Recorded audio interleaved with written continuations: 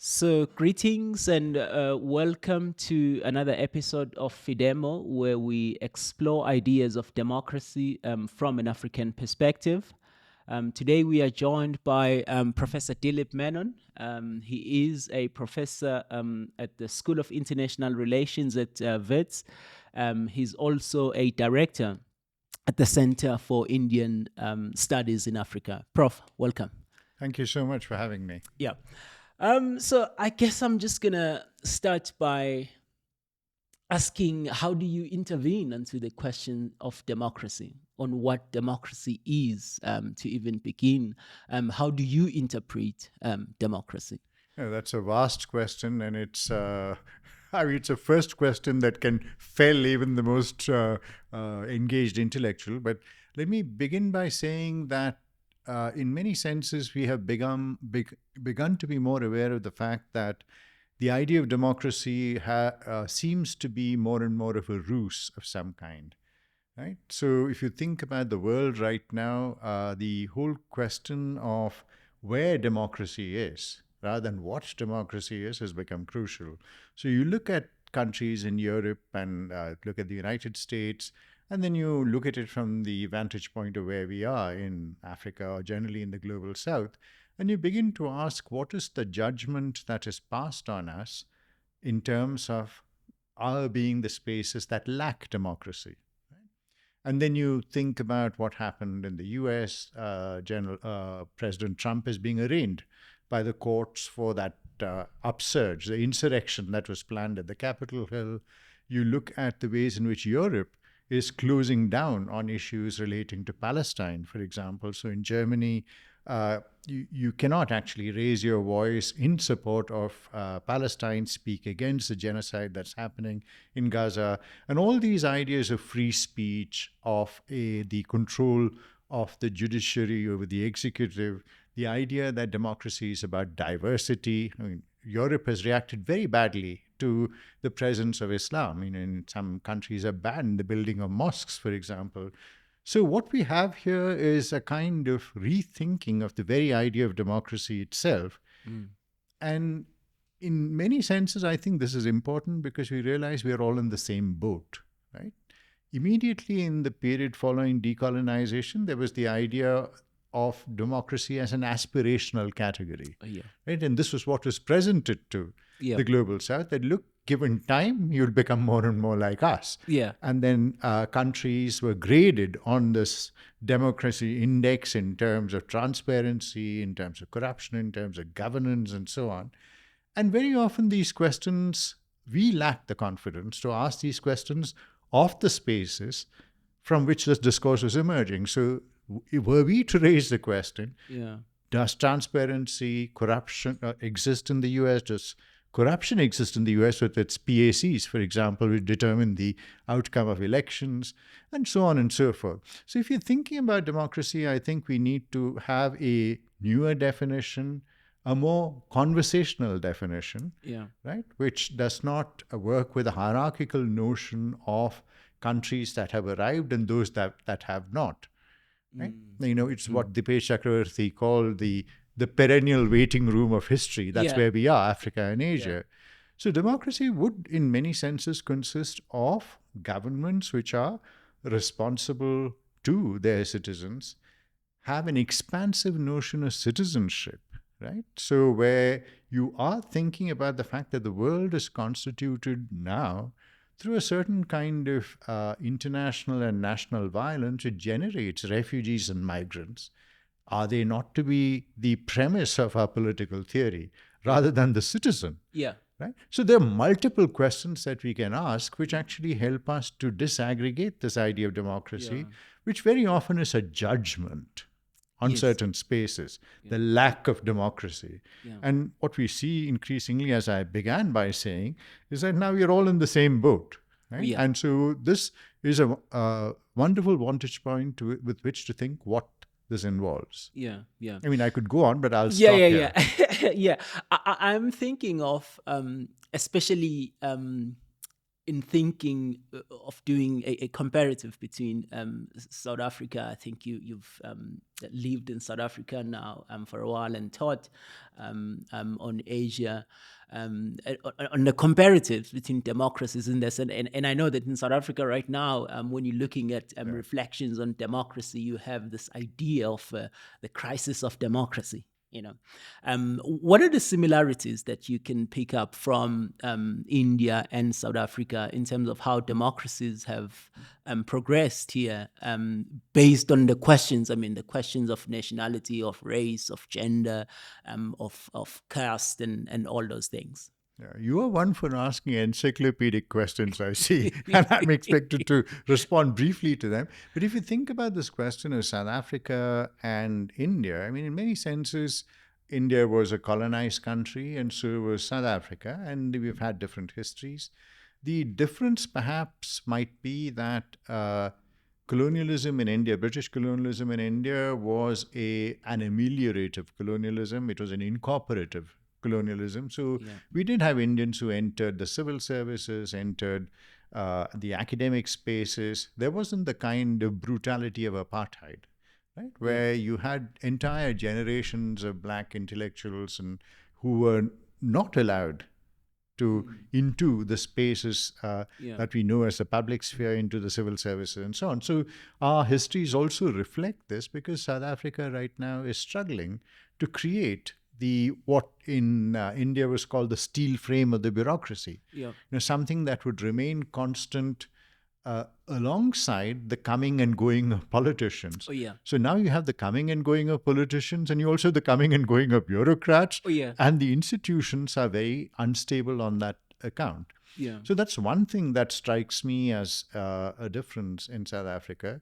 The other thing really is the fact that both of us struggle with the legacy of a party that brought us independence, so to speak, right? And in both cases, the Indian National Congress in India and the African National Congress here, that the inheritance of that sheen, the mantle of having delivered the nation from bondage, has meant that the parties have been, both the Indian National Congress and the African National Congress, have become sclerotic over time.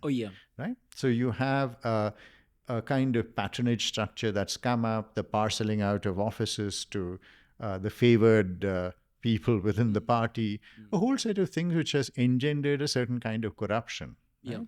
And also certain connections that have had to be built with the corporate sector. Right? So in India, we have the two names. When you think about industry, we think about Adani and we think about the Ambanis. And they have been the huge beneficiaries of government largesse, and they've become the richest people in the world, right? I mean, it's not just in Asia.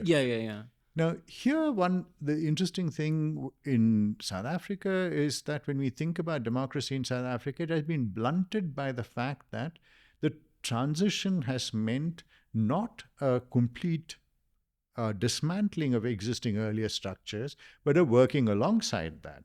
And this is why you always have these questions about the reign of white capital, the influence of the corporate sector. Very few people speak about the rampant corruption in the corporate sector. We are concerned with the corruption within the government, and the scale of corruption in the corporate sector would put to shame, much of what's happening in the government. So I think the lack of transparency and the continuance of institutions from another time, right, from an earlier time, the continuance of an elite from another time who maintain their stranglehold on economy and politics is crucial in South Africa. In India, we've had 70 years. So we've had a kind of way in which even when we talk about crony capitalism, the cronies change. You've had, so I think the fact of colonialism is central. That's what we need to think about. And very often this is seen as a kind of argument that's just whining, colonialism is over now. We are the new... Bring this up. Don't bring this up right now. But very often the structures continue internally and internationally. Right? And this is something that we began to chat about before the show began. I'm fascinated by the idea of the continuities And of course, you speak of how colonialism in India was, and how it incorporated within its system, and of course, in looking at that into the South African case, but the continuities of colonialism and in relation to democracy. I'm fascinated by that in trying to understand, would you say that it is a contribution to the current crisis of democracy, or what is called the crisis of democracy in both these countries, these places, Asia and South Africa? See, that goes without saying. I mean, as colonized people, and I use that word advisedly because, very often we are lured by the promise of escape, right? And in many senses, what Bob Marley sang, emancipate yourself from mental slavery, that hasn't happened, right? So given the fact of these continuities, now what do I mean by the continuities with regard to colonialism? The first set of issues that I spoke about earlier does exist. The other is to think about the fact that if we are to think about the structures of knowledge, to take a very academic example. So we all know that in the 1980s, there was this huge debate about the origins of anthropology within the colonial system. So the anthropologists were the handmaidens, so to speak, of the colonial enterprise. Yeah. And very often the attempt to study societies was contingent on the imperial enterprise, was strategically done. So the division of societies into cephalous societies, acephalous societies, societies that had a leader, societies that were much more egalitarian. And societies that had a leader were easier for colonialism to deal with. All you had to do was deal with one person, make the deal, and the rest of the population was subordinate. These kinds of deals, right, these Manichaean deals that were made under colonialism continue into the present, right? So when you have the emergence of the nation state, right, following decolonization, here again you find a whole series of engagements between the Western world and particular individuals. Right? If you were to think about the fact that let's take Gabon, Cameroon, Congo. The three leaders together ruled for over 100 years, right? Together. If you look at, and they were guaranteed their position because they were, in many senses, amenable to colonial policies. Right? Think again about the number of assassinations and coups that have happened in Africa generally. Whether you think about Nkrumah being removed in the coup, you think about the murder, assassination of Patrice Lumumba, the murder of Thomas Sankara, you could go on, right? And Susan Williams has written a wonderful book about the CIA and its CIA, MI6 and their involvement in this. So when we think about empire and being after empire, after colonialism, we never really were after colonialism. And in many senses, the colonial powers were committed to keeping a certain set of economic and political dependencies alive, right? The development of underdevelopment. That kind of idea, or think about Walter Rodney, a whole set of people who made this argument. So in that sense, I think it's important to remember that colonialism consisted of and post-colonial policies, and I put the word post within quotes, post-colonial policies were a continuation of colonialism through other means. Think about the 14 nations, right? 14 nations which are under the CFA, right? Where the reserves are held in France. France determines the exchange rate of the, the West African Economic and Monetary Union, the Central African Economic and Monetary Community, 16 nations, right? So Benin, Congo, Cameroon, a whole set of places. So where the economies of 16 countries are suborned, are servile still to France. And it's important to think about all of this because the CFA is the oldest monetary union, 1945, right? It precedes the European Union. So to ask the question, do we live in an era after colonialism? The answer is obviously no. And very often we forget this fact because international relations as a discipline lives in the eternal sunshine of the spotless present, so to speak. Right? Yeah. There is no thinking back to a history. So we ask, oh, why is Africa like this? Riddled by corruption, by patron-client politics, by tribalism, and you can multiply. I mean, we can go on, create a whole list. But no one asks, how is it that the politics of a free and independent Africa continue to be bound up with imperial designs and with the continuing presence of European economic interests? So France controls the raw materials of these 16 nations, right? And very often if you find a head or a ruler who dissents from, right? Why was Lumumba assassinated? Right? Because he stood in the way of the engagement with the mines, right? And and similarly, you could think about Nasser and the nationalization of the Suez Canal across the world. Right? So I think the important thing to remember is that we are not in a post-colonial era. We are not after empire. Right? Just what is going on in Gaza, where Britain gave away the country of a second to a third. A country that was not theirs to give was given to a... So when we think about this, we have to think about colonialism as still with us. So the question of democracy, right, is very tied up with the fact that the structures of colonialism are not over. And this is not a whinging about, we were hard done by. This is the practical political economy of the present. And this relates to intellectual production as well, but that's another question, which possibly we can address later. I mean, in thinking of the continuities, which I think the idea of the fact that there's no post, I'm wondering does this feed or connect to this ongoing idea also that, well, democracy is un-African, it is un-Asian, it is an external idea that is being brought to us. Is democracy African? Right. I mean, this kind of question is, I believe, can be asked in interesting and in uninteresting ways, right? So, for example, if you think about the relation of Uganda to the issue of homosexuality, it is to say that we never had it. Right? This is a foreign idea. Colonialism brought it in. If the presence of same-sex love needs the presence of colonialism to come in. So if you think about the question of the democracy, secularism, whether these are all foreign imports, the answer is both yes and no, right? And in many senses, it's part of the way in which globalization has worked through colonialism to generate a set of ideas which have become generally valid, right?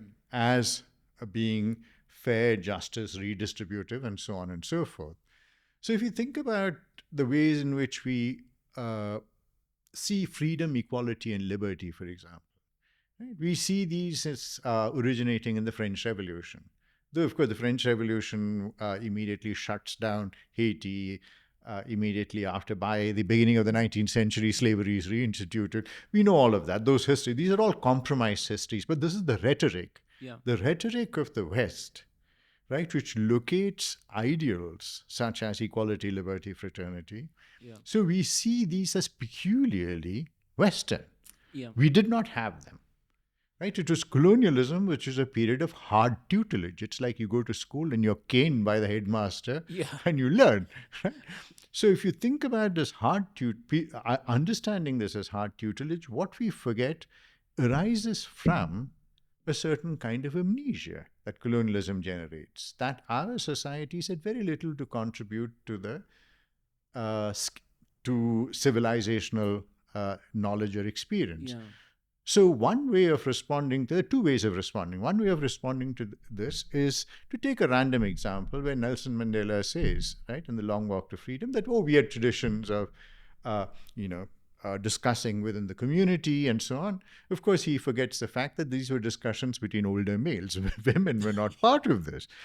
But the question here is that if you were to engage deeply with the philosophical traditions and the traditions of intellection in Africa and Asia, you find that these ideas have been present.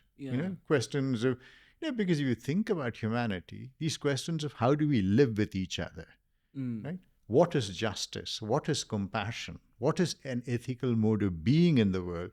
These are questions that are universal questions. It's not just the Greeks who have thought about this. We've thought about them, and there are texts. There are, where there are not texts, right? There are ways of speaking about, conversational modes within which there are certain ideas, right? So if you think about communities, within communities we say, well, some things cannot be done, and a justification is provided. That justification itself is something that we need to philosophize with, right? So I think these are the ways in which we forget that many of the ideas that are fundamental to our understanding of the world as it is, in terms of politics, in terms of community, in terms of self, relating to the stranger, relating to each other, all of this were present within our traditions in Africa and Asia. In the societies that had a literate tradition, like in India and China, you actually find them. It's just that there's a caesura. It's what the Latin American feminist Maria Lugones called the colonial wound, right? We have been cut off from those. We are too invested in the idea of the modern, which is not a temporal thing. Modern is, again, like democracy, a judgment on our spaces. We are not modern enough. So a lot of the knowledge that exists in another time we see as irrelevant to the project of modernity, to becoming modern, and so on. So I think to go back to the question that you raised, are these ideas Western, democracy, secularism, and so on? I think the words themselves come to us from, but what is embodied in these? Right? What is really present in the traditions of intellection and the traditions of conversation and the ways of living, but we are not doing the work. Because in many senses, to go back to what I said, we have not emancipated ourselves from mental slavery. We work with the categories that are given to us. We judge ourselves with the categories that are given to us. We defame ourselves with the categories that are given. We lack the confidence. And this is the colonial wound. Right? That we write our histories with histories that come from somewhere else. And that is the fundamental question. So I think what I wanted to do with that question is to resist the yes or no answer. Are these colonial Western ideas? Will they not survive here? And I think there are ways in which democracy is a very, very, we have to disaggregate this idea. Democracy in India is different from Cameroon, from South Africa, from elsewhere. We work this idea in different ways. And I'll just say one more thing and stop, because there's a danger with the kind of questions that you're asking that I could deliver a lecture on each of these. Sudipta Kaviraj, the political theorist, he argues that one set of arguments he makes is about the idea of Euronormality, where the history of Europe and its trajectories are normalized. So we expect that people go through the same kind of movement. The second thing that he says is that each concept has its own history. So if you think about the growth of democracy in Europe, you are preceded this is preceded by ideas of individualism, ideas of secularization, ideas of industrialization, and so on and so forth. But if you think about democracy in South Africa and in India, right, it's democracy that comes first. Industrialization comes later, ideas of secularization come later. So there are these different sequentialities as well, right? And so in many senses, it is the attempt to engage with an implant and to work it. We are working with the idea of democracy just as much as Europe and America are struggling with the idea of democracy, right? Definitely. How inclusive can democracies be? Do you build a wall to keep people out, right? Do you forbid the wearing of a burqa because these people are different from you, right?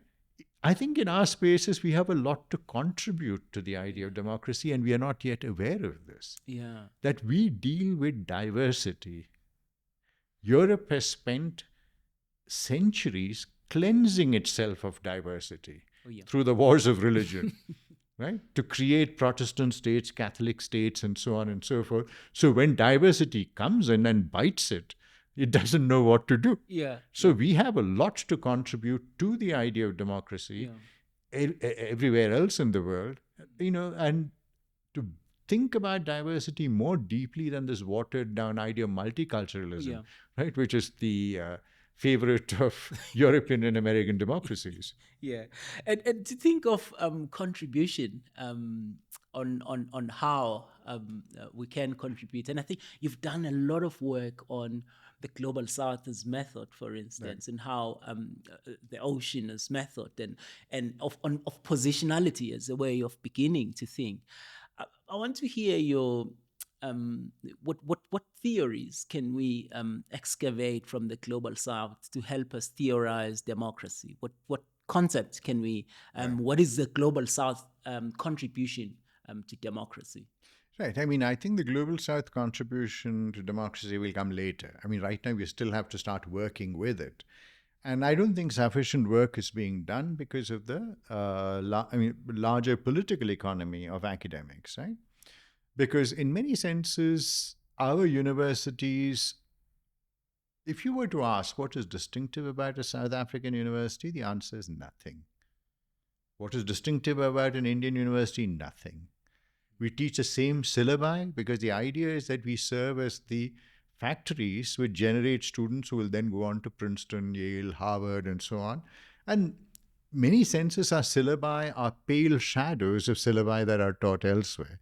So there is nothing distinctive, right, about our syllabi and what we teach. The idea is to fit in to this political economy. And even when we publish, we hitchhike. We are hitchhikers on an existing narrative. Sometimes you're merely illegal immigrants. So you send your work to a journal and they say, hey, you haven't cited X, Y, and Z. That's what you need to cite. And you're cast out into the outer darkness where you belong. Yeah. So if you think about this idea of producing knowledge from the Global South, I think, and thinking democracy, there's one project that I'm engaged with, which is a big project, from the European, the ERC, the Research Commission. Oh, yeah. So there are 19 of us who work on South Asia, and we're working with 19 Indian languages. And the project is called India's Politics and Its Vernaculars. And there are 4 of us who are the principal investigators. And the idea is to ask ourselves, how do Indians think about politics? How do they practice politics? What are the terms that they use? What are the practices that are very local with which they negotiate, right? Questions of interest, questions of the future, questions of redistribution, and so on. So the idea here is not to just work in, as we've always done, in this kind of very lethargic, intellectually lethargic fashion, where we deal with questions like the public sphere, civil society, political society, state, community, the categories, Weberian categories that are presumably are so universal. I mean, it's like the word of God. Right? Yeah. But we have to think about the fact that in our spaces, we have multiple traditions of negotiation and multiple vocabularies that we deal with. Yeah. Right? So these 19 scholars working in 19 different regions with 19 languages are doing what might be called a philosophical anthropology of politics. That's a mouthful, but the idea is to begin speaking with people about what do you think politics is about? Right? Rather than asking them, what do you think democracy is? What do you think politics is about? How do you actually negotiate things like sharing, redistribution? What constitutes proper behavior in the political realm? Right? What is an ethical mode of relating to people who are outside the community? These kinds of questions. And so this is an ongoing project, and we've been trying to report on the Indian elections right now, which is ongoing in 2024. And one of the things is to generate categories from each region where people, and then you begin to understand that in the 20 odd provinces or states of India, there are different approaches that come in, which draw upon religion, which draw upon existing political vocabularies, which draw upon liberal theory. It's a mishmash, right? It's what might be called a bricolage. So So this question of democracy has to be studied in its variety, and it has to be studied in its rootedness, and it has to be studied as it comes from the mouths of people, right? And there's this wonderful phrase in Mikhail Bakhtin where he says, words come to us not from dictionaries, but from the mouths of people.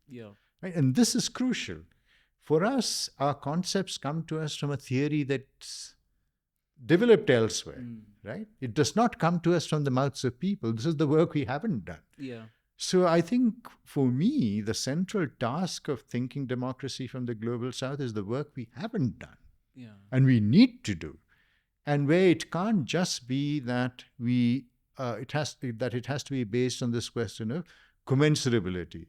So very often the way in which we theorize is how can we speak to somebody from the West in categories that they understand, right?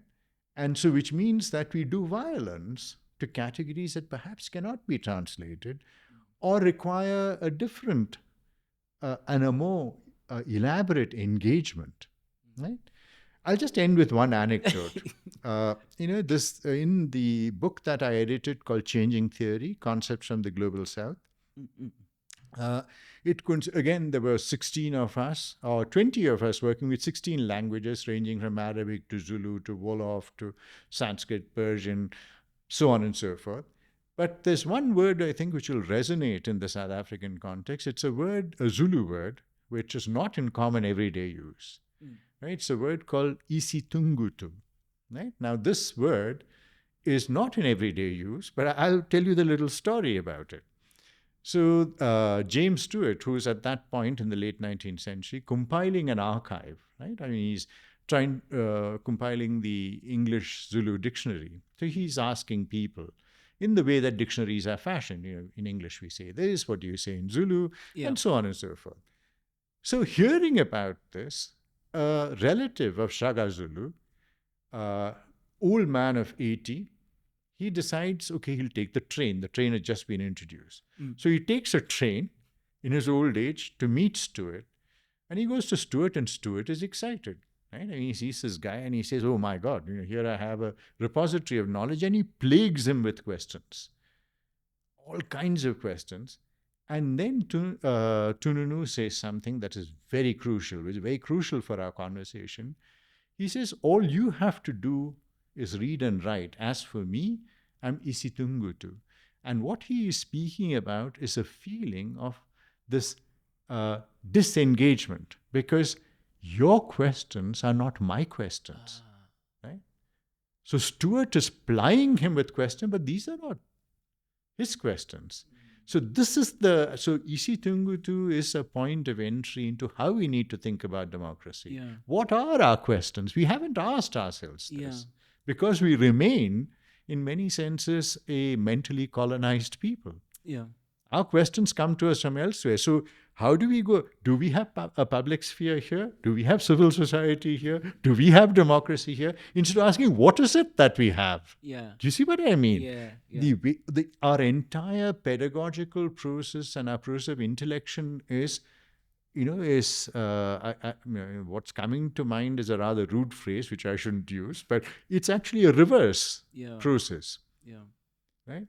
So I think we need to start thinking about democracy from the global south in terms of the categories that come from the mouths of people and their practices. So that's really a one-sentence answer. That is the idea of vernaculars of democracy, and I think that is what you kind of took it all down to, which is what we still have to build.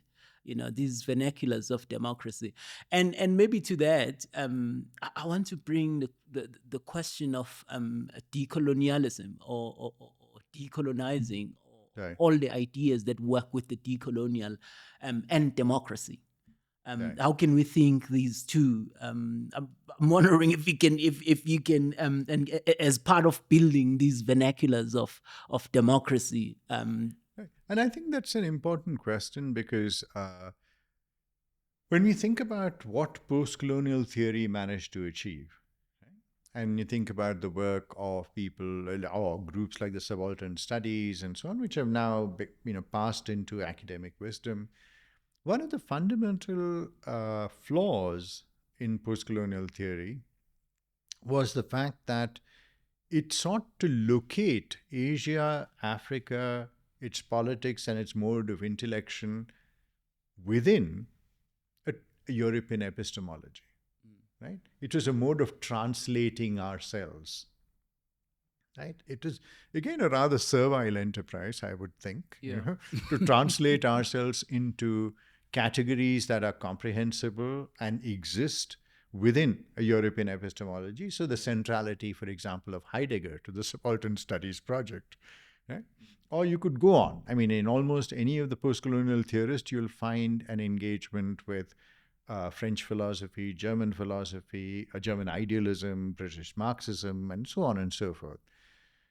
So the question before us is, what do we do with this, right? And decoloniality actually tries to move away from this and ask the question of the fact that the very idea of the modern that we cherish, right, which postcolonial theory didn't challenge, it only nuanced. The very idea of the modern is implicated in the idea of the colonial, right? This is what from Anibal Quijano to Dussel to Walter Mignolo to Silvia Cusiquanqui to Maria Lugon, could go on. There's a whole litany of names I could put before you, as also the great Caribbean feminist Sylvia Wynter, as to what is it to be human, right? This fundamental question that the origins of an Enlightenment notion of humanity in the West consisted of a denial of humanity. Slavery arises at the same time, right? So all of these, which render many of these emancipatory categories from the West as merely muddy, right? Untouched by the violence of power and violence of colonialism. Decoloniality attends to this by telling us that modernity and coloniality are joined at the hip, like Siamese twins. So we can't think about the knowledge that exists in a neutral way. We have to discover newer modes of thinking and what they call the pluriverse of thought. Right? And very often this is seen by the intellectually lethargic as a sentimental return. Right? That, let's go back to our old tradition, let's go. And this is done badly in South Africa. We have Ubuntu, we say. And Ubuntu, I mean, it's become such a vacuous category right now. There is no depth or texture to it. And there is, as I said, with when I use the word isitungutu, I mean, it is a complex category. Right? It is weighted with the history of differential power and a reaction to it. So decolonial theory is not a romantic nativism. Right? It's not, let's just go back to the past and there's something there that we can recover. Because in one sense, all of our past has been touched by colonial violence, right? So that you can't go back to some kind of innocence, some innocent theory. But what decolonial thinkers have constantly said is that, look, we need to excavate traditions of thinking. And so for me, decolonial thought and decolonial philosophers have been primary to my enterprise, as I've been trying to explain. Right? So it's about modes of indigenous thinking, and it also engages with the fact that within our societies, let's leave aside colonialism for the moment. Within our societies have been characterized by internal colonialism. Think about the relation of the Xhosa to the sun, right? Or multiple groups, right? And in India, the caste system, the relation to the indigenous groups like the Adivasis. So our landscapes are also landscapes of violence and hierarchy, right? So this is something that we need to engage with, which in many senses, colonialism created a divide between the colonizer and the colonized, which allowed a certain kind of elite forgetfulness of their own violence within their own societies. Do you see what I mean? So decoloniality is addressing a whole set of issues like this, where we're also dealing with our complicities. Do you see what I mean? The other thing that it's actually telling us, which I think is absolutely crucial, and this again connects with the question that you asked earlier, like, does democracy come to us from the West?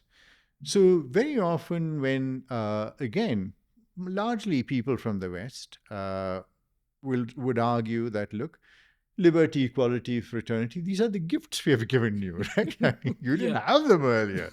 And now you have them and work with them. And you're doing it badly, but your report card will probably get better with, more application and so on.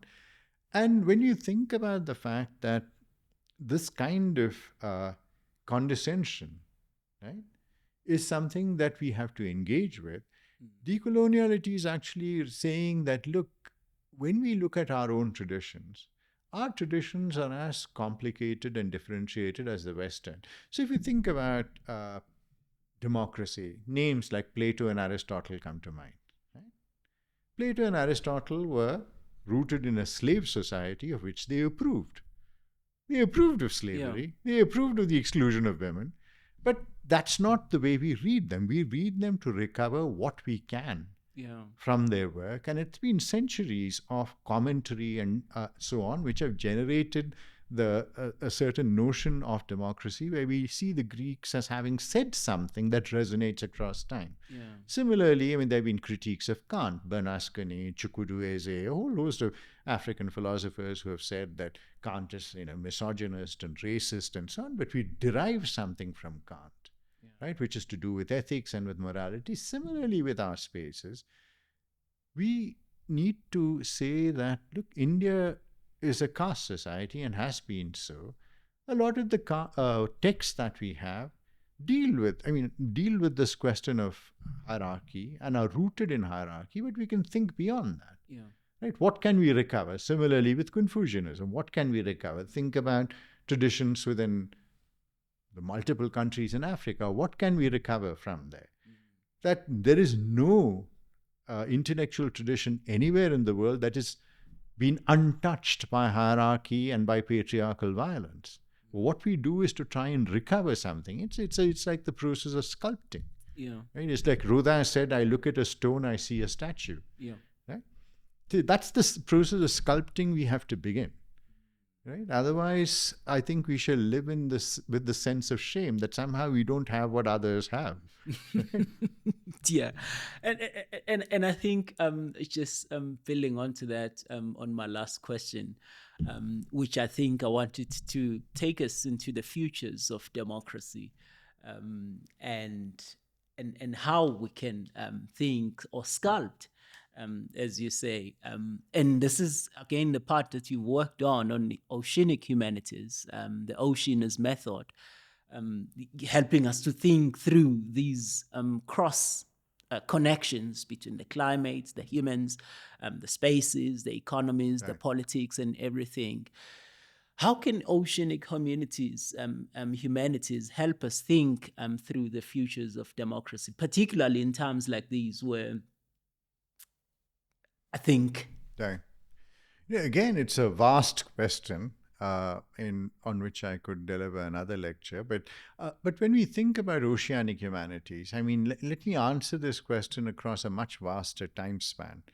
The one thing that connects the world with the present, the world 40,000 years ago, when the first anatomically modern humans, right, made their way from Africa to Polynesia, right, across the waters.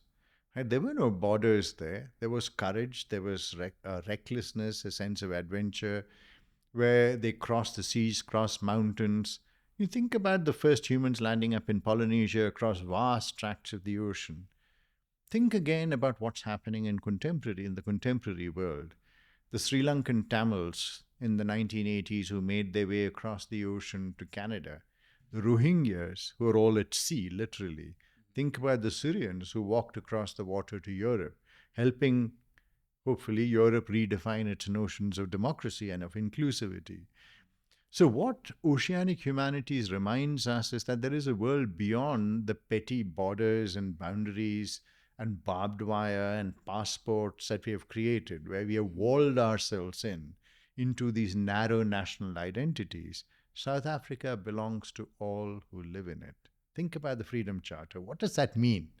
Right? When you think about a sentence like that, it is an expansive notion of belonging. Yeah. It's not if you have a permanent residence green book or a card, Yeah. right? So when we think that the world is being made now through the movement of people, through migration, through refugees, through and the stranger, then we have to rethink the notion of democracy through ideas of hospitality, right? And we have to rethink the notion of the world through a political theory that is premised on the outsider, on the stranger, the migrant, the refugee, rather than the citizen. And I think this is again a task that has not happened. Right? We are too invested in the violence of borders and in the hubris of the nation state. So democracy still needs to be born. Right? We haven't created the democracy for the present. We are working with a tired notion of democracy and judgments that arise from those. Yeah. Whew. Thank you so much. Thank you. Thank you for your time, Prof. And thank you so much for joining. Remember to like, to subscribe, and to share. Thank you so much, Chino.